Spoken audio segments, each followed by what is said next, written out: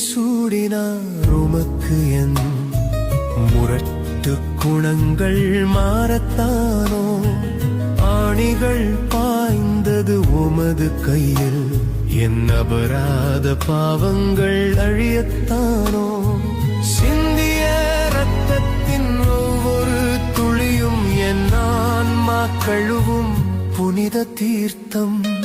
கல்வாரி நாயகனே என் கண்ணீர் துடைப்பவனே காயங்கள் சுமந்தவரே